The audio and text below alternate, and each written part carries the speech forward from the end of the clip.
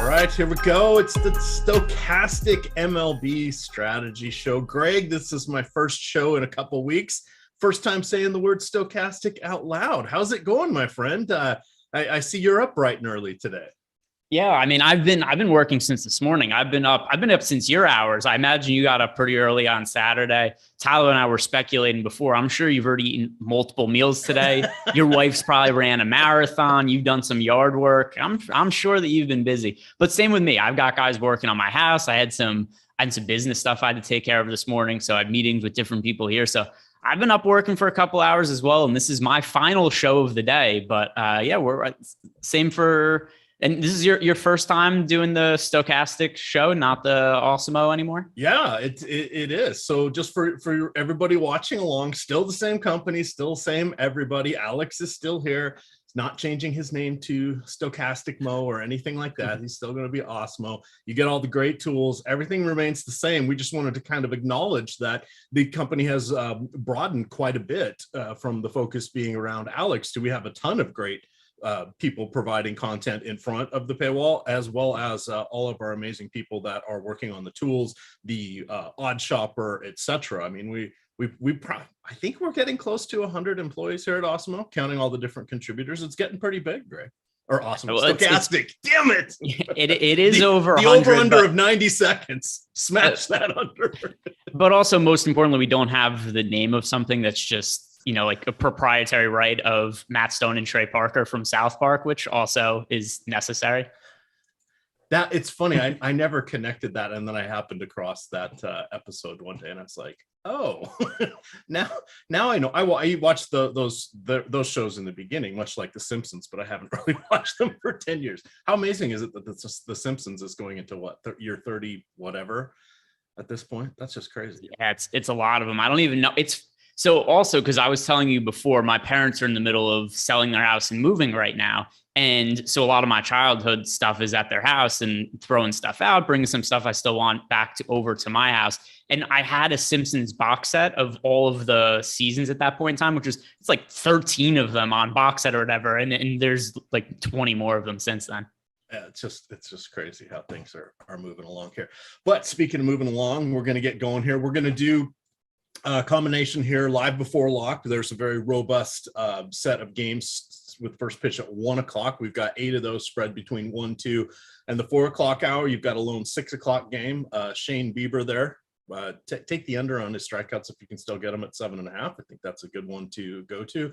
And then we'll hit on the late slate as well, which is the second main slate. There will be a separate live before lock for that show today. That will be around 5:00. And then there's a large MMA contest tonight. So we will actually do MMA live before lock today as well. But let's jump on into the fun. Reminder, again, we are Stokastic, but you can still get some free premium tools. That's going to be the MLB top stacks today, as well as the MMA fighter rankings. So check those out.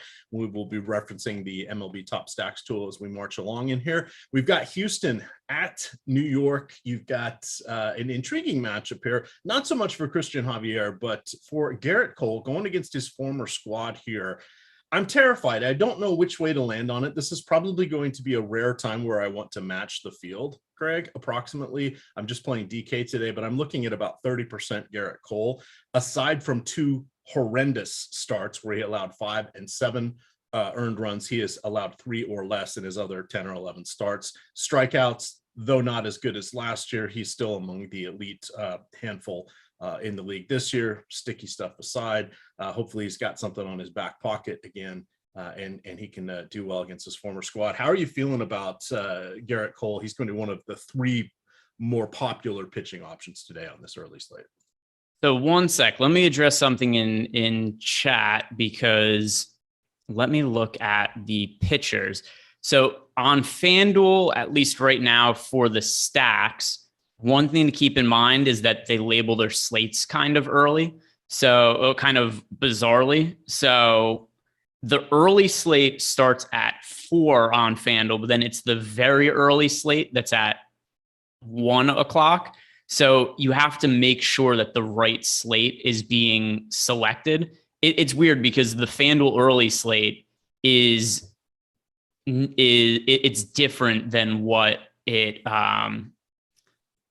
would think it is, if that makes sense. Like, click on the slate that's labeled the same in the top stacks tool and whatnot as it is on FanDuel. So the very early slate is the one that has the 1 o'clock slates, the 1 o'clock games. The early slate has the 4 o'clock games. Does that follow? It's confusing. Just look for pictures you recognize on the slate. Why does baseball? The funny thing about this is, because we were talking pre-show about how we're going to adjust for these shows. The sites used to just ignore the 4 o'clock games.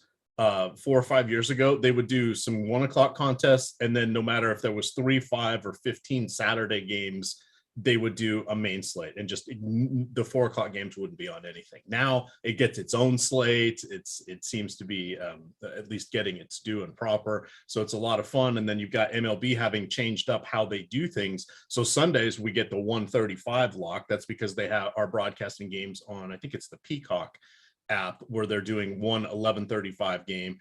So that makes it so we now actually get all lineups well in advance of lock. And then Saturdays, they've really gone hardcore here with the 7:15 starts. That's for Fox.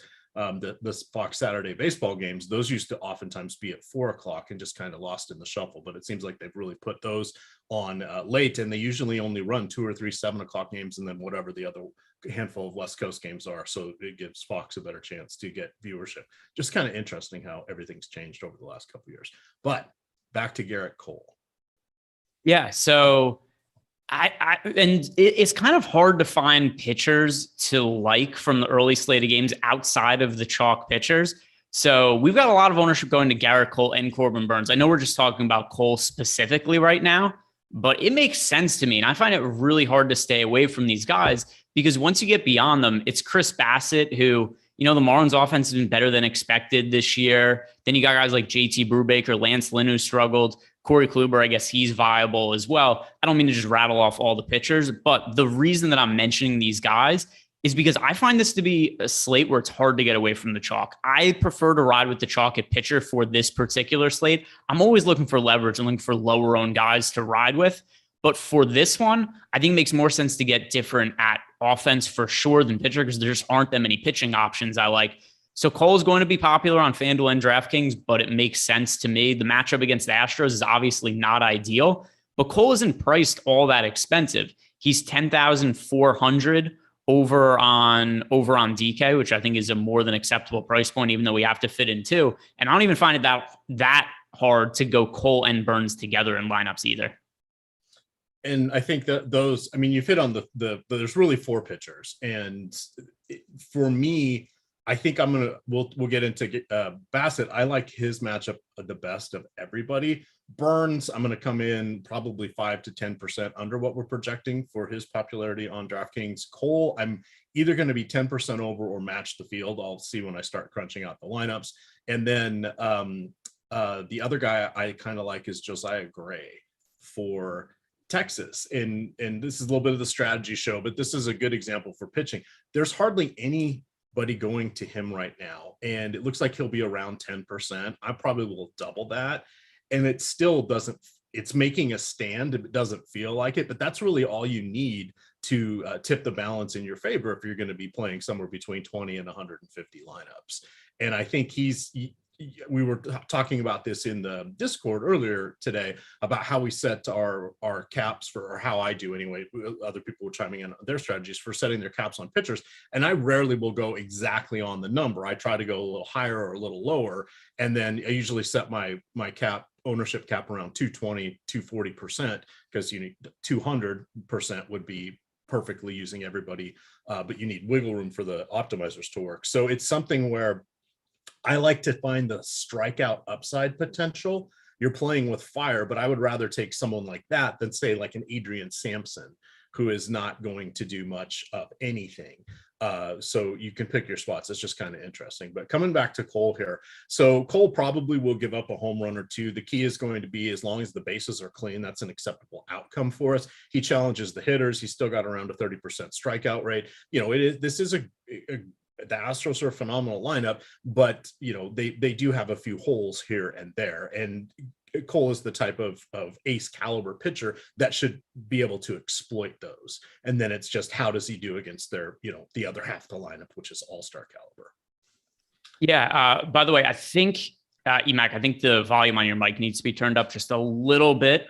People in chat were saying that my mic's a little bit louder than yours. As for going up against Cole, he's had some starts where he's been a little bit erratic this year, and certainly been times where he just kind of gets lit up. And considering how popular he's going to be, and I'm playing a whole bunch of Cole as well. My current build, I'm overweight to the field on Garrett Cole. But if you're somebody who plays 150 lineups, I do think it makes some sense to stack the Astros, just because you're getting leverage with Cole being one of the most rostered players in the entire slate at over 40% owned. And then we also have the Astros just from the top stack stool perspective, 1% owned with 4% chance of being a top stack. So just from a leverage purpose, it's not my favorite stack on the slate. I wouldn't play him in single entry, 3 lineups, 10 lineups. If you play 150 lineups, I think you should have something like 5 to 8% lineups that include the Houston Astros for those leverage purposes. All right, let's see. With chat, let me know how the sound is here. I upped the mics a little bit, moved it a little bit closer to me as well. I had pushed it away because I didn't need it for the last. I haven't done a show in 2 weeks, so I pushed it to the other side of the desk. So that probably will help as well. So this was a good talk on this game here. What do you think about some of the Yankees going against Christian Javier? Is this more one-offs in the hope for corralling the inevitable couple home runs they're going to get today, or would you go for a full stack of the Yankees? Yeah, so I actually don't really like the Yankees all that much in this spot, and this is actually kind of funny in a funny way, the kind of spot that I would typically like to roster the Yankees for this reason. They're going up against a good but not quite elite starting pitcher in Christian Javier. He has really good numbers this year and is off to a good start for his big league career. But usually in these spots, this is where we get the Yankees at low ownership. But that's not the case. The Yankees are actually quite popular for the early slate. So we have them being negatively leveraged, and they're picking up nearly 10% ownership. With that being the case, I don't really think there's all that much need to play them against Christian Javier. It's a tough matchup. They're expensive. I want to pay up at pitching. So I think the opportunity cost is fairly steep in terms of playing the Yankees, because I have to roster some shittier starting pitchers, which I don't really want to be the case. We're not getting leverage off Javier because he's not popular. So I don't see anything really to like here about the Yankees unless their ownership comes down in the next 30 minutes. But at least as of now, this is one of the more popular offenses on the slate, and they're also going up against one of the best pitchers on the slate. All right, on to our next game here. Pittsburgh Pirates at Tampa Bay. This one will be in the cool confines of Tropicana Field. We've got JT Brubaker going for the Pirates. On the other side, you have Corey Kluber for the Rays. It is no longer Klubat of the Cy Young caliber pitcher. However, he's reasonably good and gets a nice matchup with the ballpark upgrade here against Pittsburgh. He was one of the 4 pitchers on that we're going to be kind of concentrating for our 2 pitcher sites here. How do you feel about him? Is there any hitter in particular that would worry you at all from the Pirates? So the Pirates do have some young talent in their lineup, and we've seen some of these spots lately where all of a sudden it'll be, oh, look, the Pittsburgh Pirates put up 4, 5, 6 runs really quickly. They had that day, what was it, last Thursday or Wednesday, where they won GPPs and scored a whole bunch of runs. But in general, this is still a pretty weak offense. Yesterday, we saw them going up against Jeffrey Springs, who was the chalk of the slate. Springs didn't break the slate, but he didn't kill lineups either. He was just kind of mediocre. But in terms of looking for pitchers to roster who are not Garrett Cole or Corbin Burns, it's pretty difficult to do. And I think Kluber fits into the mix just because he has a good matchup. He's pitching at home. It's a very favorable pitcher's park. He doesn't have anywhere near the upside over Cole or Burns, but just from the standpoint of if you're building a bunch of lineups, you don't want to be 100% on Cole and Burns. And I do think Kluber is one of the only other pitchers that really makes any kind of semblance of sense for this slate. 16% ownership, 16% chance to be one of the top 2 pitchers. So he's a reasonable play, although not a very high priority one. All right, let's see. He's getting right around 6 innings per start. That's what he's hit in, 4 of his last 6. 5 of his last 7, actually. He's allowed just a couple home runs in there, doesn't walk very many. Strikeouts not quite what they once were, but he's a decent pitcher. He's decent as a SP2 here. On the other side, you've got JT Brubaker. He's someone we look to in the right matchups. This doesn't feel like it's quite the proper matchup for him because Tampa Bay does have some hitters with pop, in particular Yi-Man Choi. Josh Lowe is a little bit, they've got some strikeouts at the bottom of the order with Brett Phillips, Francisco Mejia. So it's kind of a neutral matchup. That back half of the lineup is pretty pedestrian, aside from Isaac Paredes, who I swear to God hits a home run every other day when I don't even have him on any lineups. He just seems to always come across with the home run alert. How are you feeling about Brubaker as a potential SP2 7,900 on DK? That other slate where Paredes hit, it was 3 homers, wasn't it? Didn't he have a 3-homer game against Jordan Montgomery? And he was like 0.2% owned. It was the lowest ownership I can remember on somebody with 3 homers. That could be it. It seems vaguely familiar. That's probably what I'm misremembering, Roger Clemens style, where it felt like it was happening on multiple slates. Maybe it was just that one slate over and over. So he had that game where he hit a bunch of. Let me pull this up. So he had that one game where he hit. Yeah, so he hit 3 homers in a start against. My bad. It was 3 homers against Nestor Cortez when Cortez was the most popular pitcher on the slate.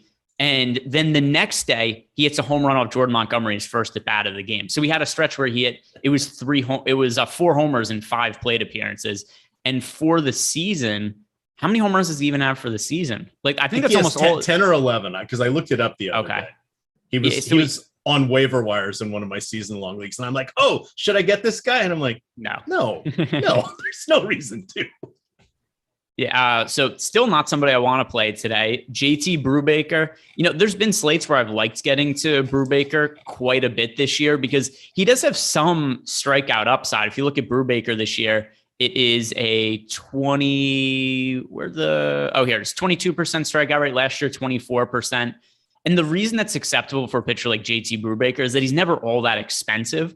So we're kind of lacking on SP2 options for this afternoon. There are mostly the high-end pitcher, well, really just Cole and Burns that I feel really good about. But then once you start to dip below the 8K range, depending how you feel about Lance Lynn, if he's back, I think Lance Lynn looks kind of washed to this point. I don't have that much interest in him, but the 2 guys that I think are reasonable options for cheap today are either JT Brubaker or Lance Lynn. Based on what we've seen out of Lance Lynn this year, I lean a little bit towards Brubaker, although it's kind of hard to feel great about either of them. So if you're making lineups and you absolutely need salary savings, Brubaker is my number 1 option, sub 8K, but it's not a very, very, it's not a strong recommendation at all. All right, I was looking at this, and now that I see Gundacker in the chat, I'll just bring it up one last time. Isaac Paredes, 9 home runs on the season, most of them against the Yankees. Yeah. There you go. Do we just talk? You just talk about the Yankees. So there's a couple different things. You talk about the Yankees. I have to. Gundacker pops up. Gundacker's here. It's if you talk about the Yankees, Gundacker pops up. If you bring up PrizePicks or Eric a few times, he just appears in the YouTube chat, a la Beetlejuice. So it's a couple things we know how to reach our people. Absolutely. We are sponsored by PrizePicks today. It's true. I'm speaking the truth here, Greg. You seem shocked that is Greg gone? Oh, maybe this is just me here. So in that case, while we're waiting to see what's going on with Greg, let's talk a little bit of PrizePicks here. We've got they are the sponsor of the show. You can get a $100 deposit match with your first deposit if you use the promo code Awesemo. Additionally, you can get by using that promo code a 30 free day Awesemo Platinum. Damn it, Stokastic Platinum.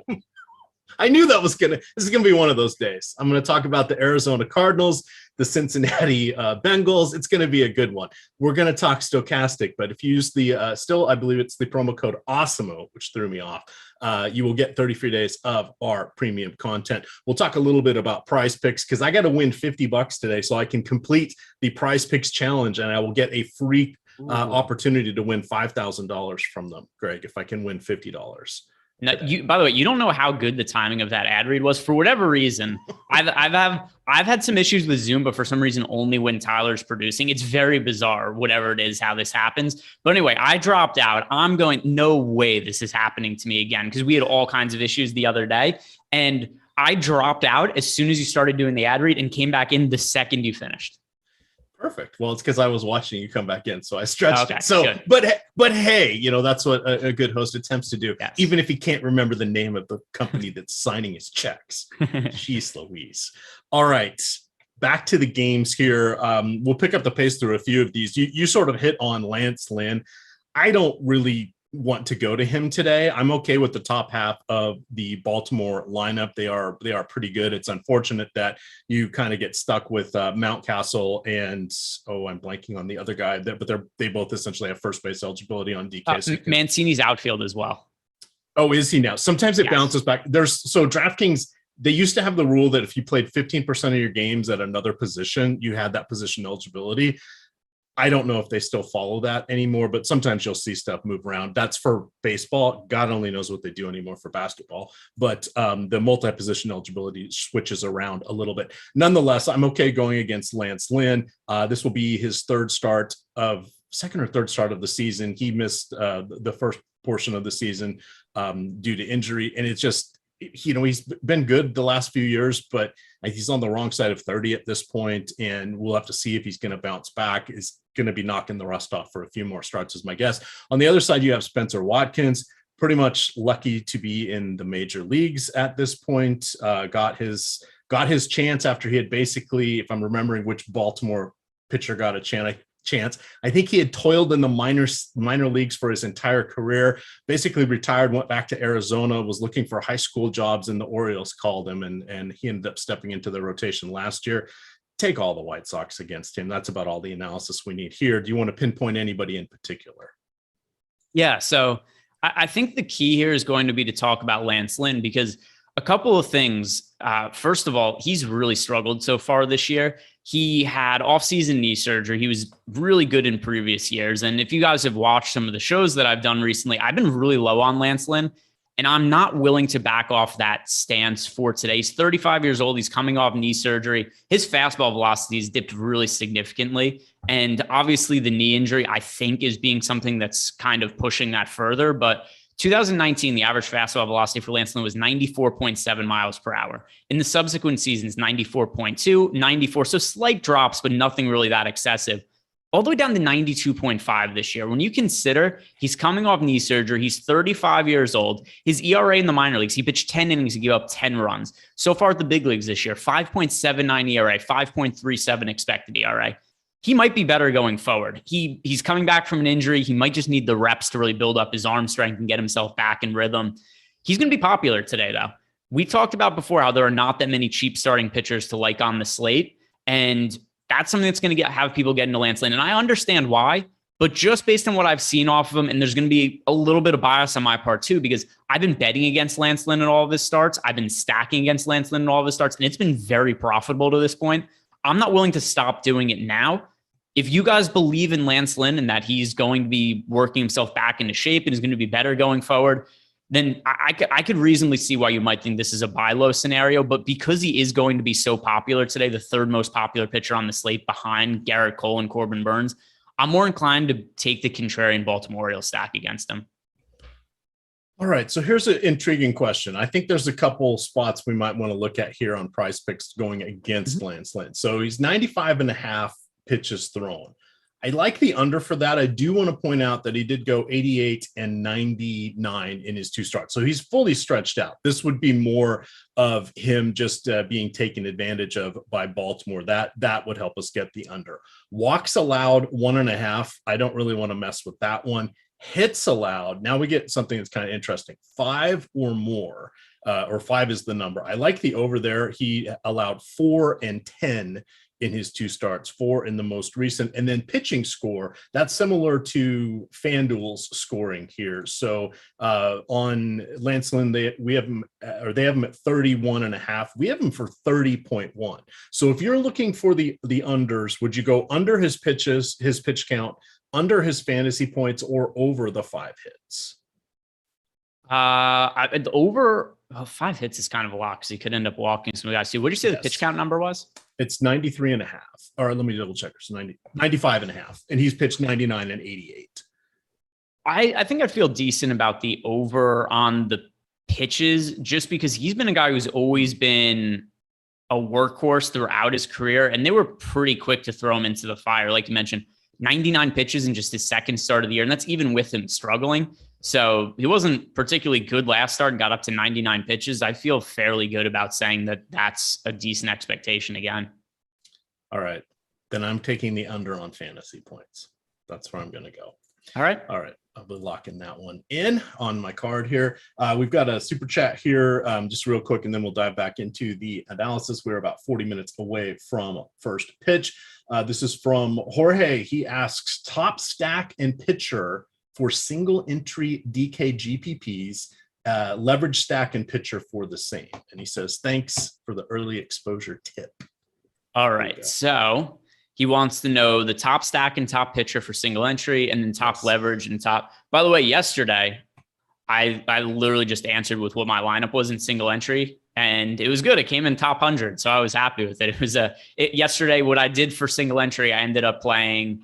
It was Aaron Nola, a Dodger stack, and Herman Marquez is my SP2. And that worked out pretty well because the Twins were really popular and Marquez allowed nothing against them. For today, did he get up with more than 2 strikeouts yesterday? I had the over on his, and I think through 5 innings he had like one or something. It was, it was crazy too. Is his stuff was really good yesterday because I was watching the game. He was throwing 98, 99 miles per hour, but he was generating so much soft contact, and the Twins were so aggressive swinging. Even so, usually when you see a team that has a lot of batted balls in play, if you do you ever go to Baseball Savant and just tilt games by looking to see how lucky or unlucky you've gotten to this point? So usually if a pitcher's allowing a lot of contact, you look on Baseball Savant, you'd be like, oh, we should have given up way more runs. The Twins' expected batting average yesterday was like 130 because the contact was so soft. So he actually pitched well, but he just found it easy. We're like, hey, I could just throw strikes and these guys are going to continually hit weak ground balls. So there was a couple spots where I thought he got pinched in the later innings. He could have racked up a couple more strikeouts, and there were some pitches that at least the K zone had as strikes that the umpire called as a ball on 3-2 counts. But no, he did not get the strikeouts. For fantasy purposes, he was good because he didn't allow any runs and he got the win bonus. But I also bet the over on his strikeouts prop and he didn't quite hit it. But for Jorge's question today, top stack and top pitcher. All right, so talking about the pitchers first, I have to be honest. I am most inclined to go Burns and Cole. I know that they are not contrarian. They're going to be popular. I don't really care for this slate. There's nothing I find all that appealing on the cheap end of pitcher that I could advocate towards in single entry. If you absolutely need to roster somebody for lower salary or for leverage, I guess I would go to Josiah Gray just because he has a decent matchup against the Texas Rangers, good strikeout stuff. But to reiterate, that's not the route that I'm going to go down. For top stack purposes, the Royals are very cheap and have the highest top stack odds. So that would be the team that would be the number one most likely. If you're going contrarian for leverage, I like getting to the Baltimore Orioles. I think that Lance Lynn is going to be pretty popular in single entry. I like the Orioles for a lot of the same reasons that I liked Herman Marquez in single entry yesterday. I see a reasonable path upside for the Orioles, and they're going up against somebody who's going to be pretty popular. So yesterday, I liked Marquez because I thought it was a pretty good spot for him, and I thought the Twins were going to be popular. Today, I think it's a pretty good spot for the Orioles, and I think Lance Lynn is going to be popular. All right. I echo that on Josiah Gray. He's got a live arm, as the announcers like to say. Definitely has good strikeout stuff. The walks kind of an issue, as are the home runs. He's allowed 14 in 68 innings thus far this year, and he's walking almost a batter every other inning, which is pretty high. And he tends to be a fly ball pitcher. These things all don't mix together well. However, the default position for the roof in Arlington is closed until September. This is an afternoon game, so it's going to be closed there. We know that makes it more of a pitching friendly park. There's nobody overly terrifying on Texas, aside from Corey Seager. Marcus Semien has really been getting his positive regression coming in bunches the last few games, but you've got him, you've got Cole Calhoun, who strikes out constantly, etc. This is a pretty good matchup for Josiah Gray. So I would probably take one of the other two pitchers and go with Gray. And then the stack I am most interested in today is St. Louis. So we'll cover them when we get to them. I'm guessing they'll probably be one of the more popular ones, but there are ways you can differentiate within that lineup, especially on DraftKings. 3 of their top 4 players are 5,300 or higher. That should keep them. I don't expect any late changes on their popularity. Kind of wherever they are now is probably where we're going to be at lock if we do get another update here, just because I don't think there'll be a lot of movement on those guys, just because you've really got to rearrange your salary to get to them, and hence Josiah Gray and one of the key top pitchers for me. All righty, let's continue along here. What do you think about, aside from all of the White Sox, is there a particular one you want to go with against Spencer Watkins? Because I usually list one-off batters at the bottom of the free article in front of the paywall. I just listed the White Sox as option 1 today. I didn't write them up as a stack, but take any of them. Which absolutely, I understand. If you're playing cash games today, load up on the White Sox against Spencer Watkins. He's not particularly good. We've got some cheap batters in the lineup for the Chicago White Sox, particularly because they have Souza at the flat minimum salary hitting towards the top of the order. Watkins has been horrific this year, 6 ERA, 7.53 expected ERA. Unfortunately, the White Sox are super, super popular. And especially if you're playing in smaller fields or single entry stuff, this could be one of the spots where the White Sox in single entry end up being 30 or 40% owned as a stack. In large field tournaments, we have them projected with 18.5% ownership. If you were to ask me which team today is going to score the most runs, I would tell you it's the Chicago White Sox. And then if you ask me how much of them it means I'm playing in GPPs, I would tell you very, very little because of that ownership that's on them. So there are ways that we could differentiate White Sox stacks. If you're going to play some different starting pitchers, that is one way to do it. But if you're rostering Garrett Cole and Corbin Burnes with either the Royals or the White Sox as the starting pitcher, that's an uphill climb to come at the top of tournaments, because that is something a lot of people are going to be doing on this slate. Oh, never mind. No, I was I got myself all confused because I was saying, why do I not see Colorado on this slate? And they're not. I had a mental gaffe there. So yeah, geez. Good. We'll take that out in post-production here. Yeah. We'll get that post-production on a live show. Run it back. So, do you remember the old viral Bill O'Reilly clip where he got really mad at the producers and he had to do a couple things, and he just throws his clip where he goes, "Fuck it, we're going live," and he just does it. And I didn't realize it was him who did "we'll do it live." Okay, yeah, it was him. Yeah, it was him.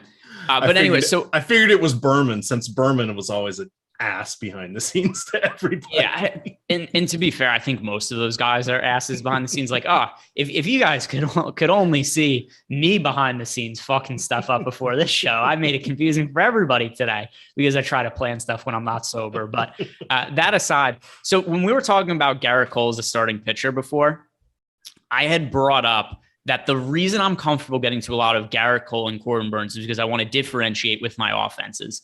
And I just don't think that it's a reasonable GPP strategy today, at least in the long haul in terms of making money, to just be like, hey, I'm playing Burnes, Cole, Royals, and White Sox. At some point, you have to cut something out. You either have to get different at pitcher or get different at offense. I feel good about the pitchers, and the offense is where I'm going to differentiate. So once again, I think the White Sox are in a fantastic spot. I just don't want to play them in tournaments because of how popular they are. Right. And I see producer Chris is keeping tabs on us in the chat. So yeah, great. I got a contact high and I'm not even in the same state as Greg just by reading his messages. So. All right. So but there was one, let me see if I could find I think they both might've done it. It would not surprise me. While you're looking that up, let's move on to St. Louis. They're hosting the Cubbies. Adrian Sampson back in our lives. As I mentioned, we do have the St. Louis lineup. They are quite spendy up at the top on DK. You've got Tommy Edman at 5,300, Paul Goldschmidt at 6,000, and Nolan Arenado at 5,500.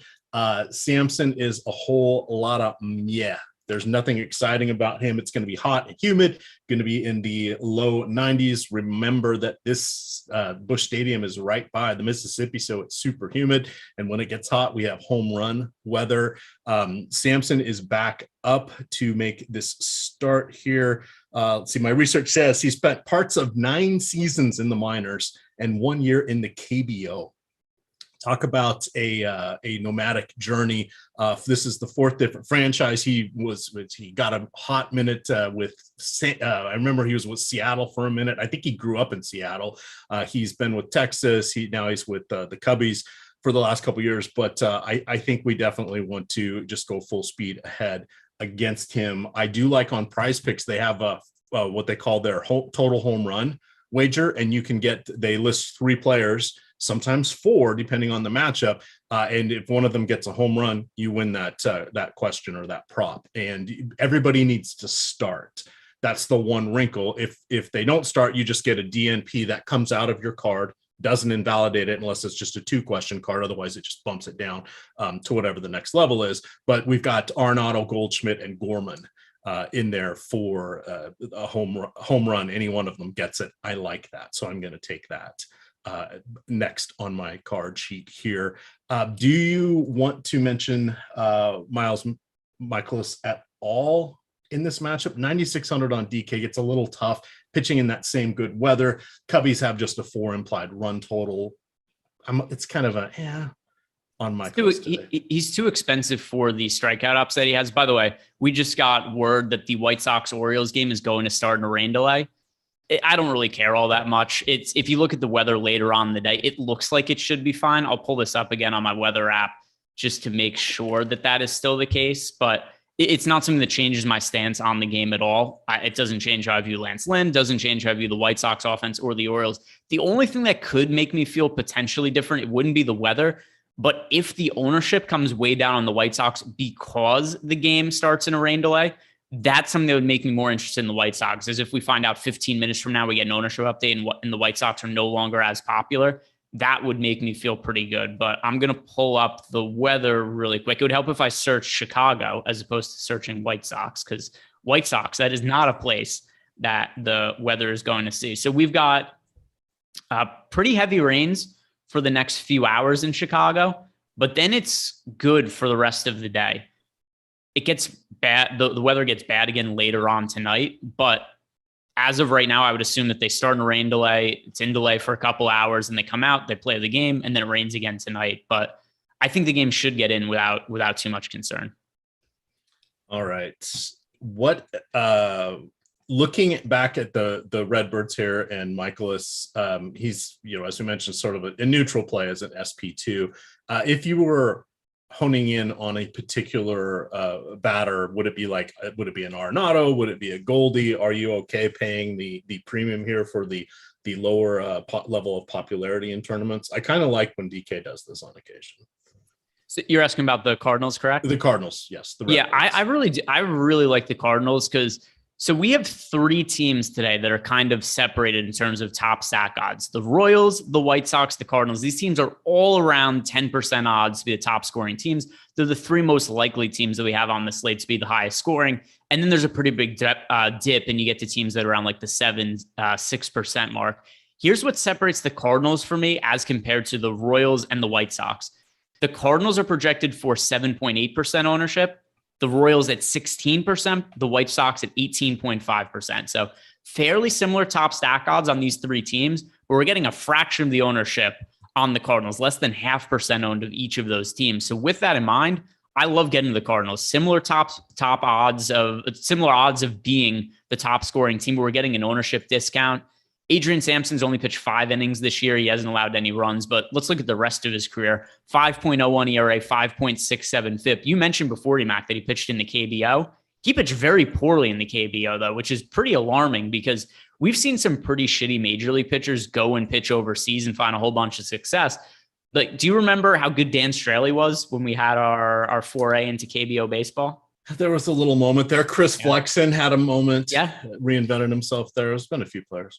Guys who absolutely suck in the major leagues, but were stars in the KBO. These were some of the best pitchers they had in the league. Adrian Sampson, the KBO, 5.4 ERA, 4.55 FIP, and he didn't generate strikeouts there either. I just don't think there's a particularly talented pitcher. Fastball velocity's pretty regularly been 91, 92 miles per hour throughout his career. The Cardinals offense, it's funny. I keep having these spots where I say I prefer them against left-handed pitching, don't really like them all that much against righties, and they just keep getting these shitty righties they go up against. So another one, we could play the Cardinals against a righty today. Yeah, and to be fair, I mean, Goldschmidt and Arenado are legends against lefties. They both have 210 ISOs or better going back to the beginning of last season against righties. They're perfectly acceptable. Samson allows power to both sides of the plate. So if they can connect, this again, that's where I'm back to the home run play. Those are the guys I like, and feathering in Gorman with them is a pretty good deal. Anything you want to mention for the Cubbies here? Not really. They don't have a great offense. They're in a tough matchup. There's no leverage to be had because Miles Michaelis isn't all that popular. I don't want to play Michaelis either, we mentioned before, because he's so expensive, and I don't think there's a lot of strikeout upside. I think this is a pretty good spot where we could avoid both sides. No real need to get exposure there. All right, let's cruise along here because we've got 19-ish minutes. I guess there's 22 minutes till lock. On to our next game here. Washington Nationals at Texas. We sort of hit on this. Roof likely to be closed until it cools off in September. You've got Josiah Gray and his strikeout upside going against the Rangers. Matt Bush is going to be making the start. Let's see. We don't want to confuse him with White. Bush, I think, is only going to go an inning or two. So this looks like a bullpen game. They haven't announced anything about a bulk reliever. We haven't seen hardly any openers this year. Do you find that a little bit odd? It's funny you mentioned that because that was not only becoming really popular thing. It was effective too. But I also thought that was going to be the future. Like I thought that was going to be something a lot of teams implemented, and for whatever reason, it fell by the wayside. It's mind-boggling because relievers they're getting better and better, and you've got each bullpen, it seems like, has 2 or 3 guys that can touch 100 in limited pitches, and it's just like I thought that was going to happen, but we hardly had to have that guessing game anymore, and it's mostly just been bullpen guys. I don't even think there's been regular people that come in as bulk relievers, like designated. This is going to be the guy that comes in next. There are several that when they come in, they pitch for 3-ish innings. And they use them every 3 or 4 days, but it's not like it was with Jalen Beeks and a variety of other Tampa Bay pitchers, and Texas was doing it as well. So it's very odd. But back to this one. So we've mentioned Gray a little bit. Do you like any of the Nationals hitters? Wait, do you like the one good National hitter? So I always think there's reason to consider Juan Soto, and I've been betting his home run props a lot recently because they're getting really inflated. But I mean, Juan Soto, who opened the year as a pretty prohibitive favorite to win the National League MVP, at least relative to other guys, not like he was minus 300 odds, but if I remember correctly, he opened up at something like plus 250, plus 300, and there was nobody who had even shorter odds than like plus 800 or plus 900. And Soto's just been underwhelming this year. 125 WRC plus. The power is more or less the same as it was last year. 218 ISO as compared to 221. But it's just not the same guy as a whole. 18.3% walk rate compared to 22.2% walk rate. So I still really do like Juan Soto as a hitter. And if you have some of them as a one-off in some lineups, that's cool. But he's not a priority for me. And neither of the Nationals is a stack. All right, a couple more games here. And again, we're taking this early slate up till lock. We'll hit on the main slate, the other 6 games shortly after lock. So don't worry, we're going to get to all the information. We may even get to these guys by then. So we got the New York Mets here at Miami. The roof should be closed in Marlins Park. Chris Bassett going against Trevor, don't call me Steve Rogers. Rogers has sort of been all over the map with his starts, did not consolidate with his baseline potential that he showed last year, was not able to hold that, which is a little disappointing. The Mets, surprisingly, very, very good on offense. Everybody's healthy this year. That's helpful for them. I like Chris Bassett in this one.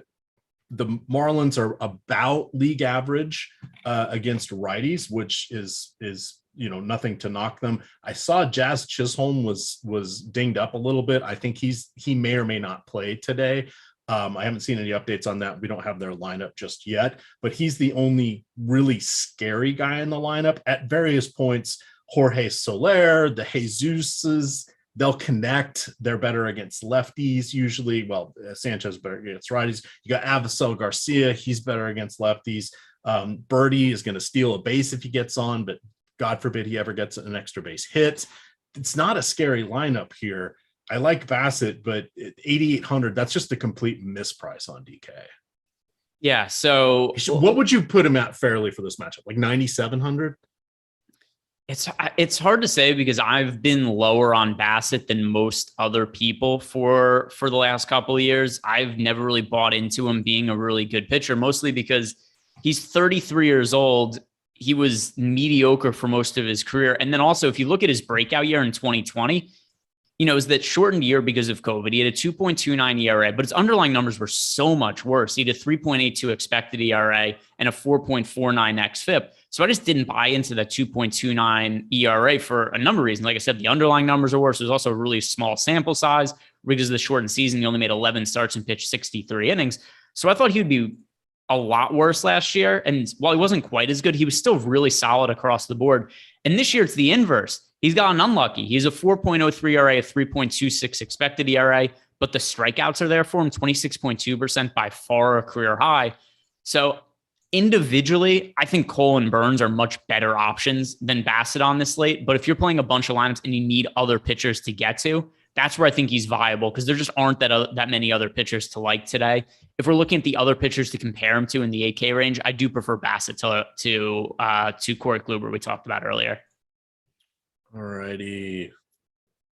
Rogers. Do you like any of the Mets hitters? Maybe yes, Brandon I Nimmo? really like the Mets as a stack. And yeah, I thought Rogers was a good buy low for a little bit because he was so good last year. He looked like he was going to be a future Cy Young winner. A young southpaw. He was 23 years old. He had an ERA under 2 at one point in the season. He was striking everybody out. The stuff looked really good. It matched the eye test. And this year, the stuff doesn't look any different. Maybe he's tipping his pitches or there's something else going on. His pitch mix is the same. His velocity is more or less the same, but the results suck.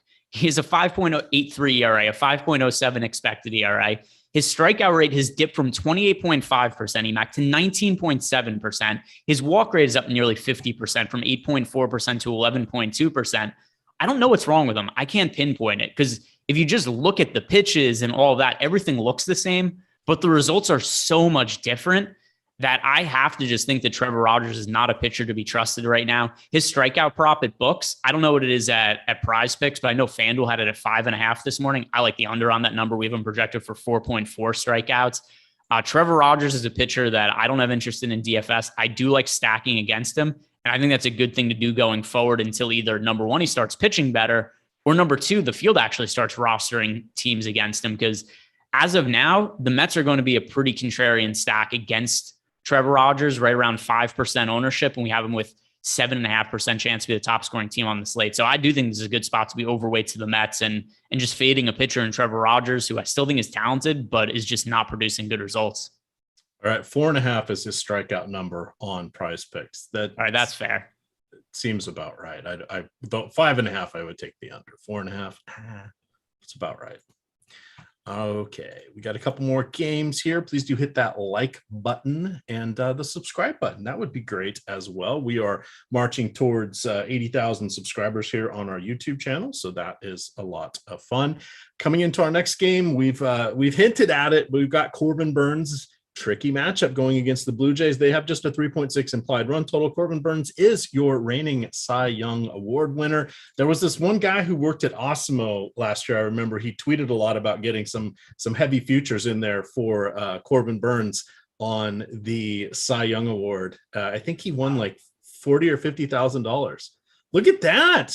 That's a cool picture. Yeah, eventually I'll hang it up. Nice. How much did you end up getting on this? Like 30-40K, somewhere around there? Yeah, I won. A big number. So I'm forever going to be biased towards Corbin Burns. And you tweeted it out, so I'm not giving anything. I'm not giving any undue information. Yeah, so I cashed about $40,000 last year in futures tickets on Corbin Burns to win Cy Young. I started betting him as soon as the season started when he was 40-1, and I've played him a ton on every single DFS slate ever since then. So Corbin Burns, everybody's going to play Corbin Burns. We're not giving out any kind of secret information here, but Here's where I think the discussion point hits. Would we rather play Garrett Cole today or Corbin Burns? The answer to me is both, but I have more exposure to Corbin Burns, mostly because we're splitting hairs. There's very little to differentiate the two pitchers, but Corbin Burns is a little bit cheaper, so it's going to be Burns for me. All right. Hopefully after we play Burns, we won't need lunch money. But if you do need lunch money, may I suggest going over to the Awesemo High Stakes podcast with host Neil Orfield, who I see in chat. He just did episode 19 of the High Stakes podcast here with Need Lunch Money. Sure you guys have seen that name around the leaderboards. That is, who was that? I know his first name's Eric. Eric Most. Yet another member of Team Eric. So I'm going to be checking that out when I go do some errands today. So that will be a lot of fun, but it's a nice podcast, spending an hour or two with luminaries throughout the DFS world, courtesy of Stokastic, High Stakes podcast, and Neil Orfield. If you were attacking Burns, is there anybody? Would you go to the Mandalorian? Not doing it. Perhaps? You're not even the Mandalorian, huh? Not. By the way, people are surprised I have legs. They're not. Bringing in the Star Wars reference, I'm like Darth Vader. They're fake legs. They just attach me to them. It's a whole suit. These aren't fake legs. They're not. This is the most I'll get up at all out of this share for today. And yeah, thank you, Carlos. I know they look real. The doctor did very good work on them. But for stacking against Corbin Burns, it's just going to be a no for me. Not only has he been really good this year, he's consistently been really good. He doesn't have those blow up starts like Garrett Cole does from time to time. You know, every once in a while you'll see Burns pitch 6-7 innings, give up 3-4 runs, but he's not going to have any of those Garrett Cole starts for the most part where he pitches 3 innings, give up 8 runs or anything like that. So I don't like stacking against Corbin Burns either today. Alrighty, that takes us to our final game. Nothing exciting with the pitchers here. Brad Keller, no thank you, going against Jared Koenig. Really, no thank you. I wrote like 4 paragraphs on this guy today before I even, just his baseball journey for Koenig, that is. So he was selected in the 35th round of the 2014 draft. Greg, that's a long time ago. That was out of high school. He ultimately did not sign with the White Sox that year. He moved to 3 different colleges and then played in multiple independent leagues, played 2019 in the Australian Baseball League, popped up on some international scouts' radar at that point, and then the pandemic hit. So he didn't get to play that year. And then I think he had Tommy John as well. It just poor guys, just everything's been a disaster. But he's up. He's here. He was the pitcher of the year in the Texas League last year. But that's the only good things I can say about him.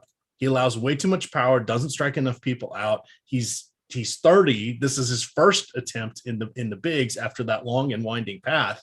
Feels like we want to load up on the Royals, but Sal Perez is out. He's the perfect home run call today in this matchup, but he's had to have, I forget, it was wrist surgery or thumb surgery. He had some sort of surgery. He's expected back in 6-8 weeks maybe, but missing him. There's not a lot of exciting bats left on that Kansas City lineup, but taking them en masse feels like we can get the goodness of the weather, 90 plus degrees, a little bit of a breeze going out to right center field. I'm liking the Royals, nameless, faceless, just throw them in as your one-offs, your mix and matches, your stacks. But I can't just point to say these is the Royal I want, because they all have either holes in their swing or they're horrible against pitchers of one-handedness. It's a disaster of a lineup. It's the island of misfit toys. Nonetheless, I do like the Royals in this matchup.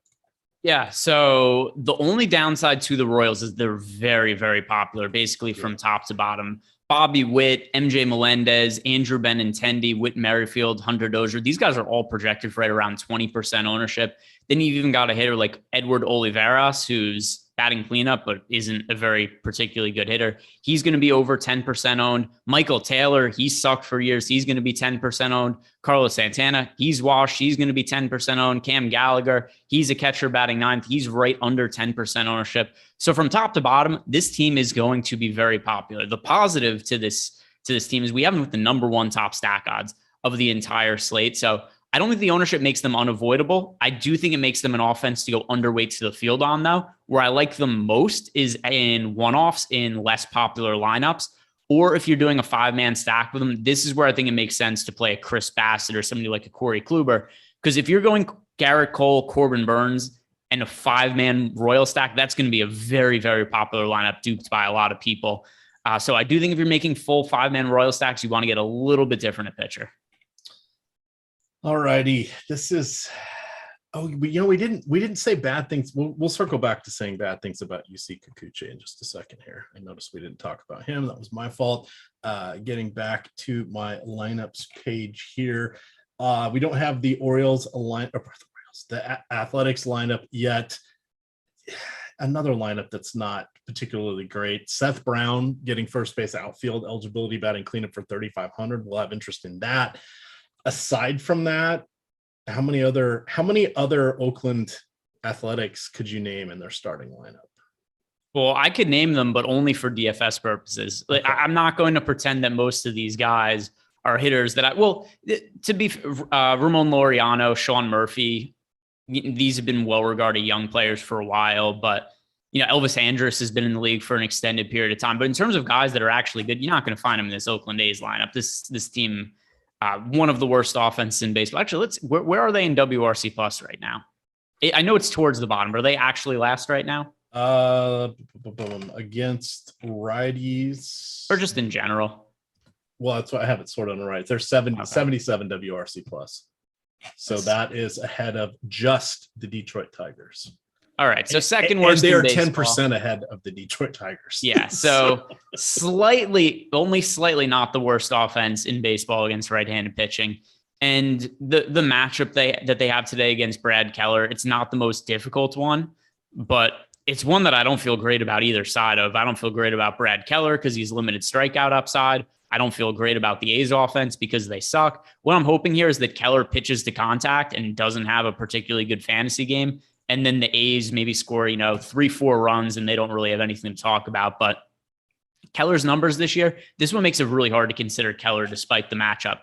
15% strikeout rate for him. He's never over the course of his entire career had a strikeout rate north of 20%. He's always been under the 20% K rate. 4.3 ERA, 4.41 expected ERA.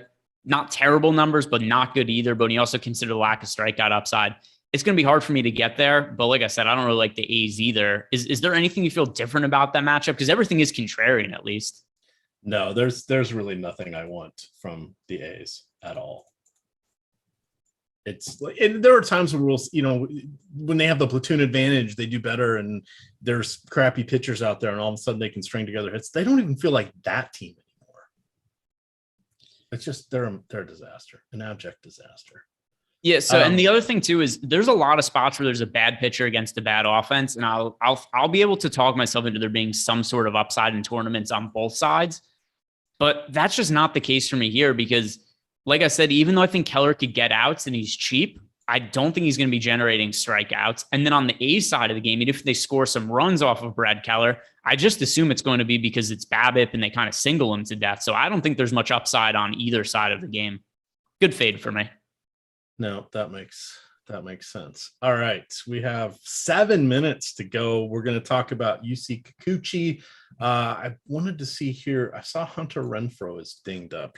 This one guy I always like against, let's see what his injury is, against lefties. But aside from him, and I don't think he's going to play today, is there a particular set of the Brew Crew that you like going against Kikuchi, who seems to suddenly have fallen off the shelf and become the pitcher I expected him to be once he left Seattle?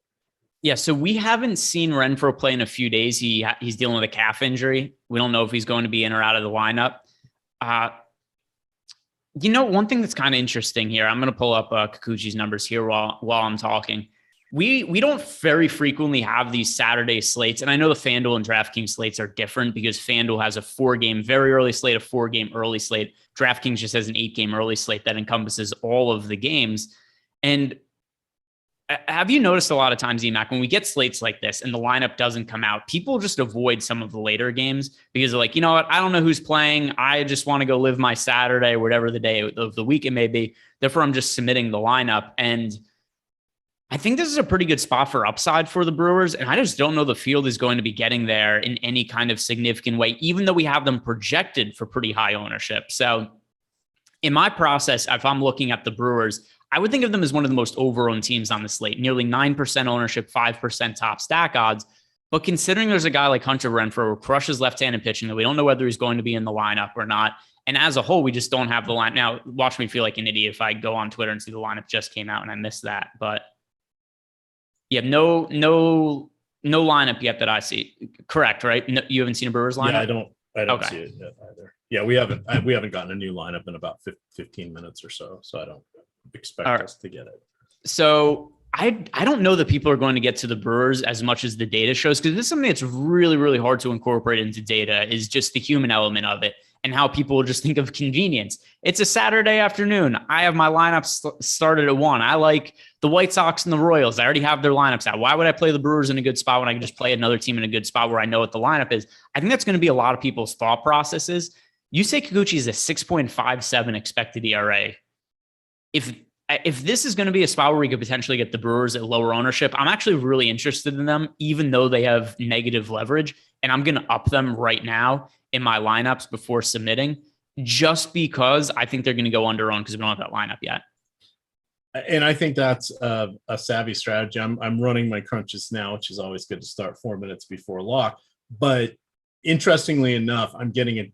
Oakland is coming in rapidly because they're all so cheap, and Oakland is facilitating a Cole Burns pitcher pairing quite nicely with a variety of top end stacks. So I guess I'm going to have more than I expected of the Athletics. And we just got the A's lineup in. This might not surprise you. The hitters don't look good even in the official lineup. Kemp, Bride, Laureano, Brown, Murphy, Bethancourt, Noose, Andrus, and then Allen batting 9. So it's a bad lineup for them. But yeah, we're still waiting on how many lineups are we missing. I know Neil is in chat and he just posted we're missing a bunch of lineups. And yeah, I think it's going to screw with the ownership a lot. And all the ownership that's going to the Royals and White Sox, I think is only probably going to get magnified now that we're missing some of those later lineups, because we don't have the Mets, we don't have the Marlins, we don't have the Blue Jays, we don't have the Brewers, we don't have the Rangers, we don't have the Nationals. I think people are just the public is by and large going to avoid those teams. Absolutely. Chat, just so you know, we will be talking about those main slate games in just a moment here, or the evening slate, whatever we want to call it. We're just taking this up through lock, so I'm gonna upload my lineups here, Greg. So if you have anything you want to mention for a moment, or maybe you want to talk about the bridge game here, where we've got Shane Bieber going against the Boston Red Sox, and you can get a 7.5 under on his strikeouts. I did bet that one this morning. I'll go to Odd Shopper and I'll look for some bets to give out and see what's changed. I record a betting video every day, but oftentimes I find by the time I do live before lock, some of the odds look different.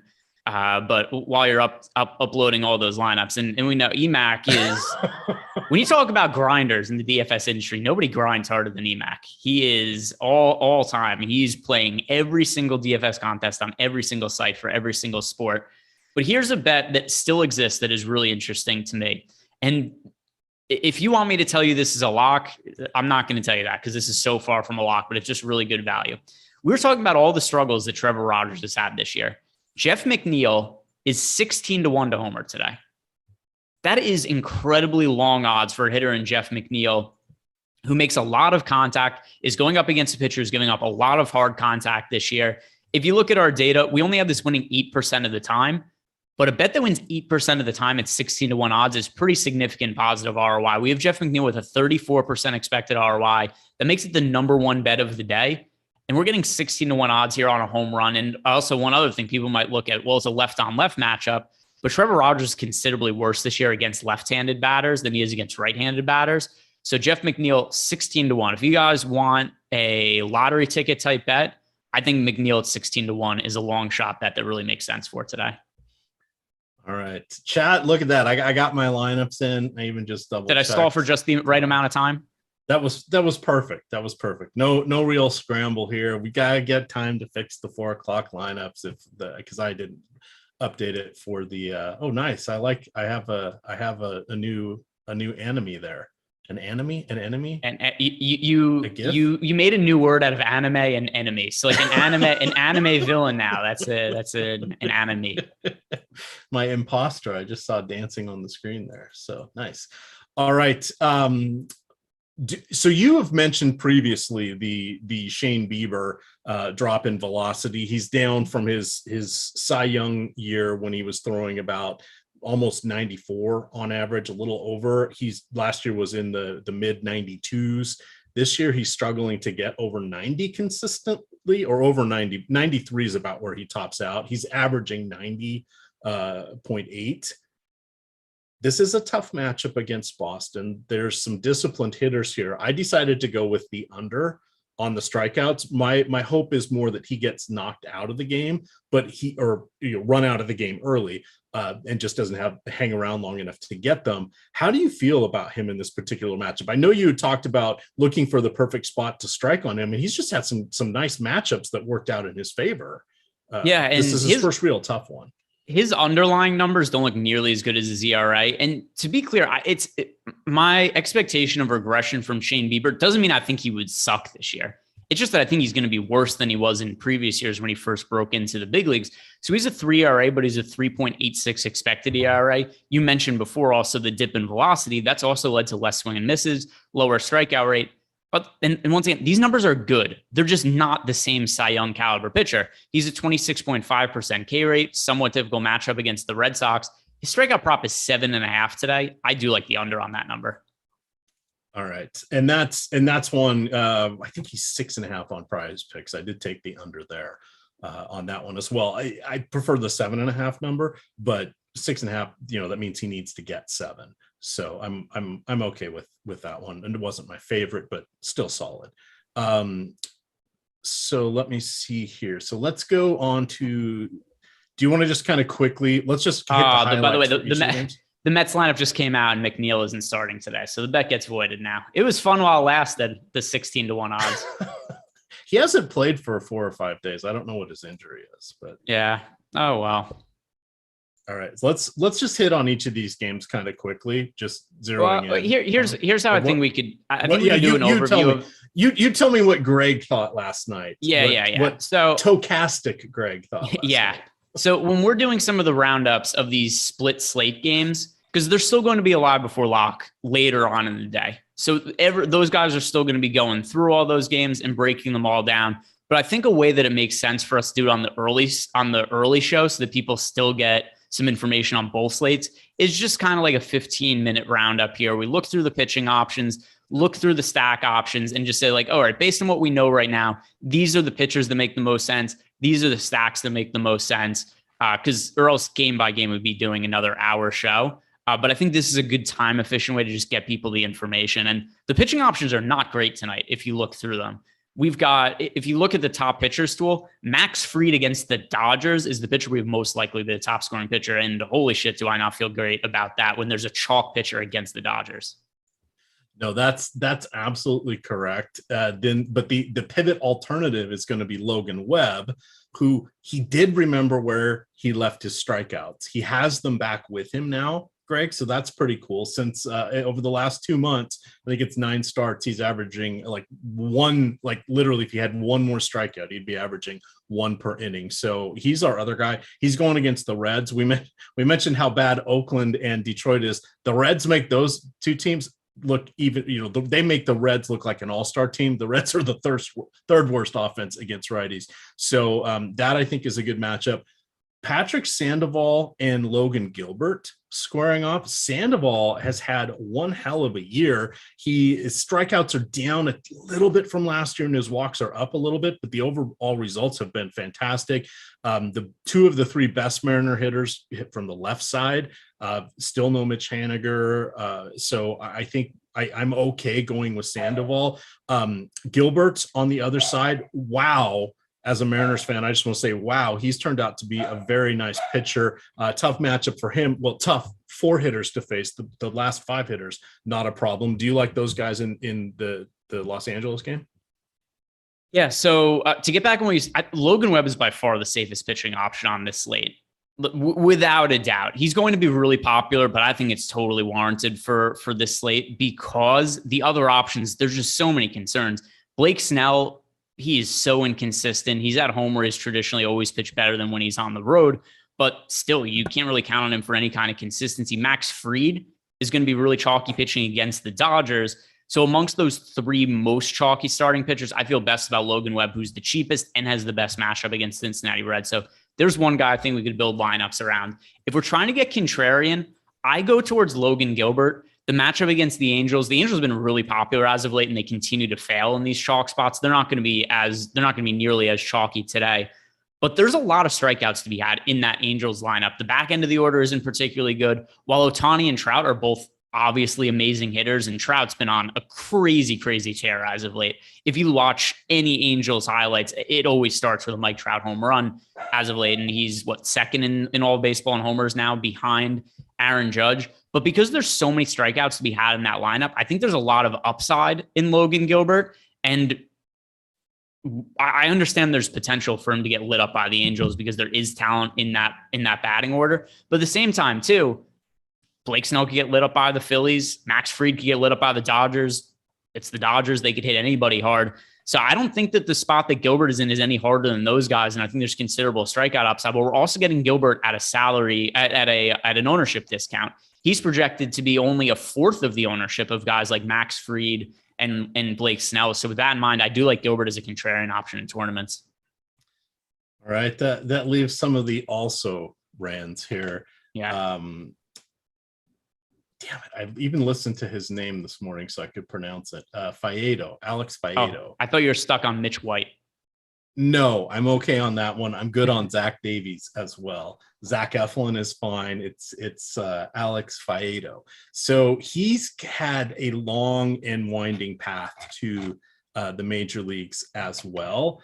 I actually like Arizona as a contrarian stack on our 6-game slate, and I think they're fine as a primary stack on that 3-game late slate. Let's see. So Faedo was the 16th ranked prospect in the Tigers system this season. I said my assessment was his ceiling is that of an innings eater across 4 June outings. He's struggled mightily with 7.27 ERA and a 1.78 WHIP over 17.1 innings. Arizona's a top heavy lineup, but they should get enough lefties out there to take advantage of the platoon splits here. The roof's going to be closed, but I like those guys. I really don't have a lot of interest in Faedo. He was 3 years with Florida, the University of Florida, and then meandered around the minor league system. He ended up with the pandemic, and Tommy John cost him 2020 and 2021. So kind of what we see is what we get. I think he's legitimately a decent major league pitcher. Well, he would crack the back end of most rotations. What we're seeing now is probably his ceiling. He's just going to go out there, get it done, and be someone you don't really think about that often unless he's on your team. So that's an interesting one there. You've got Antonio Senzatella, he of the many ground balls. And the many hits and many runs. The many hits and the many runs. He does allow a lot of gap power. You know what the Twins have? A lot of gap power. And I'm perfectly fine going with the Twins here. Kirilloff was just absolutely raking in the minors. I think he had like 17 extra base hits and 130 at bats. Was just absolutely crushing it, including 10 home runs. So he's up. Whether if Sanchez is in the lineup, great. He's not going to strike it. Well, he might strike out against Senzatella, but he could also get a double. No way he gets more than a double though, because he's kind of slow.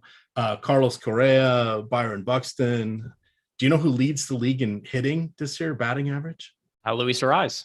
345. That's 9 points higher than the next closest player. We don't think of him a lot, but guess what? He's going to be on base at least twice tonight, would be my guess. So I like the Twins.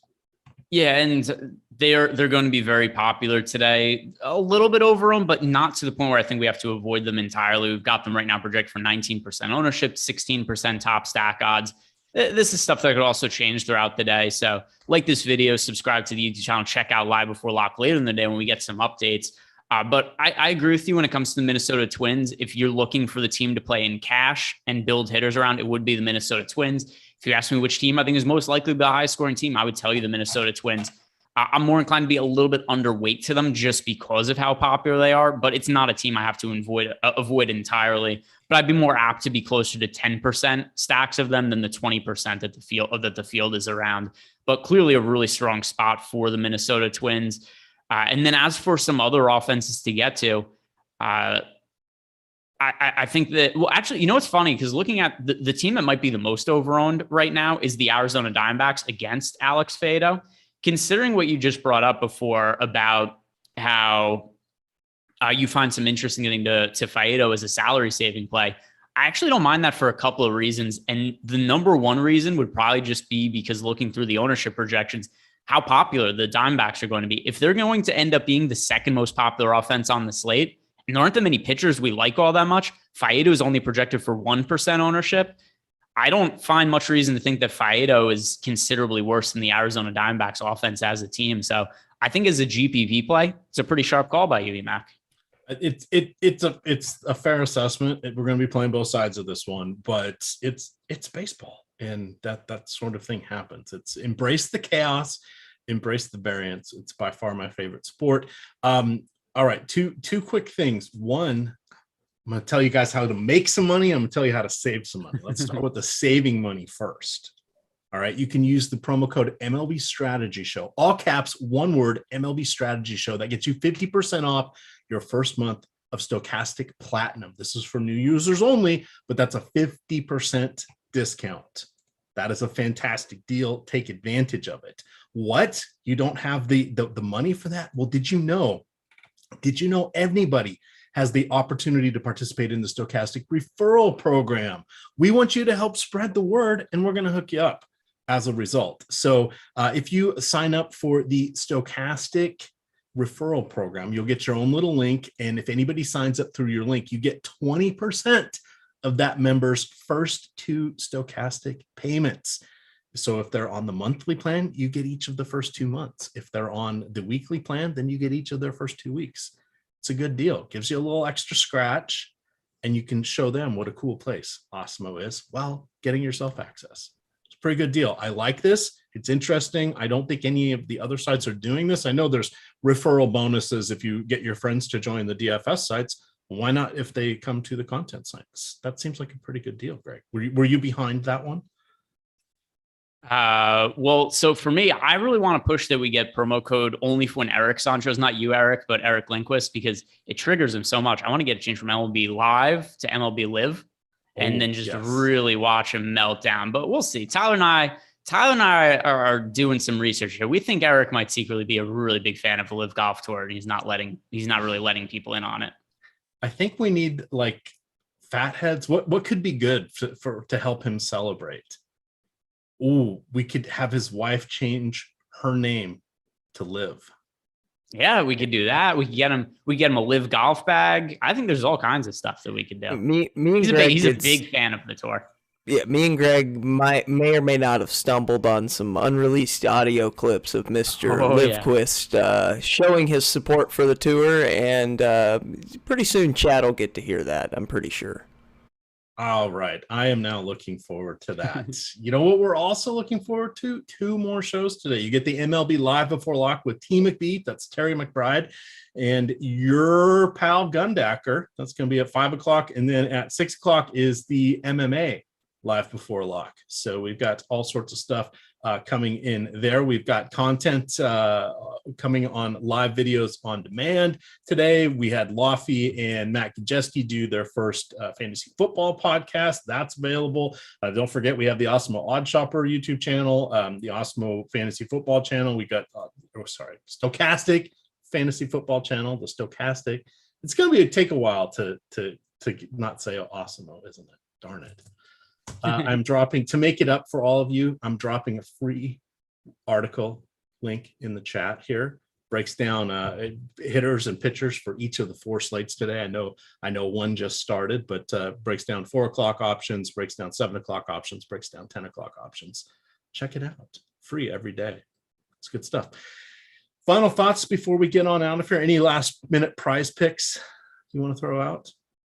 Not for this afternoon slate, but just like the video, subscribe to the YouTube channel. Like Emac said, check out MLB Live Before Lock, check out MMA Live Before Lock, and then also some of the data information will change for later. But just a quick recap of my favorite chalk and contrarian options for the night slate. I think the best chalk starting pitcher is Logan Webb. My favorite contrarian starting pitcher is Logan Gilbert. If we're talking about chalk offenses, the one that makes the most sense is the Minnesota Twins.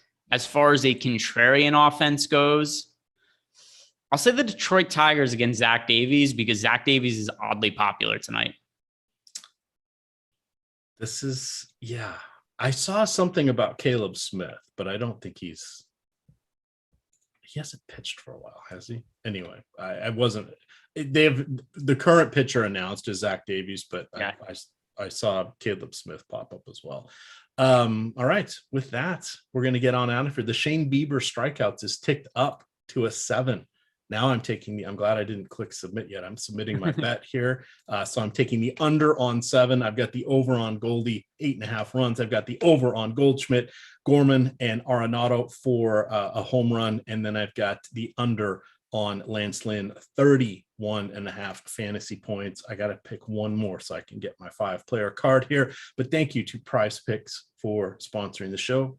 Promo code Awesemo. Yes, Awesemo, still the promo code there. Gets you 30 free days of Stokastic premium content and up to a $100 deposit match with your first deposit using the promo code Awesemo. With that, gamers, good luck.